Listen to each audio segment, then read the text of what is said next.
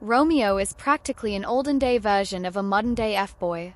Dude is clearly not worth it, and he proves that time and time again. This movie puts a fresh spin on romance. I was honestly impressed.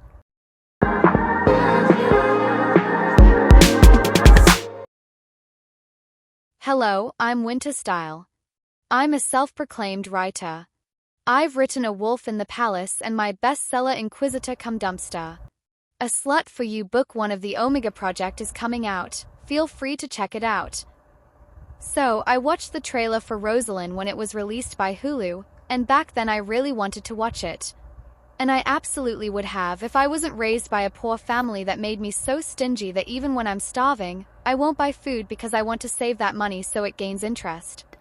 Yeah, but enough about my poor past. Rosaline is a great movie that combines modern humor with classic Shakespearean drama. It not only showcases romantic love but also explores the love found in friendship. Our protagonist, Rosaline, has a starry-eyed vision of what love should be and whom she should love, even though she isn't quite sure why. She just has this picture-perfect image of love and she wants exactly that. As the story progresses, Rosaline doesn't even care that her precious romantic Romeo cheated on her with Juliet, who is also her cousin. She understands that she's no longer the apple of Romeo's eye, but she still yearns for that perfect image of love. And that image requires Romeo because she's invested in him. She thinks he's the key to achieving the ideal love she holds in her mind. So she decides to break up Romeo and Juliet by becoming friends with Juliet and telling her what a player Romeo really is. She takes Juliet out and lets her run loose in a bar filled with men. She educates Juliet about all the grown-up stuff, if you know what I mean. The best part of the movie for me was watching Juliet and Rosaline's bond grow stronger. But even though their bond was growing, it wasn't strong enough to override Rosaline's need to get Romeo back. And it all came crashing down when Juliet found out that Rosaline used to date Romeo and is still trying to win him back. That's when the writer throws in Dario, who, might I add, is a hunk with or without his shirt on. Even the director made sure he was shirtless throughout that scene. Dario makes Rosaline question her love for Romeo. Dario is a total jerk, according to Rosaline. Just because her father chose him as a suitor, Rosaline decided to be a complete prick to him. She was so focused on Romeo that she didn't even try to let new people in, choosing instead to single-mindedly shove Dario away because she was too busy thinking about Romeo and how to get him back. She was too busy being a prick, even though Dario had helped her and had been a kind gentleman who would be a wonderful friend to literally anyone. I know I'd love to be his friend. But this love-hate relationship can be seen as something deeper. Rosaline's love for Romeo is most definitely an obsession, and a very toxic one at that.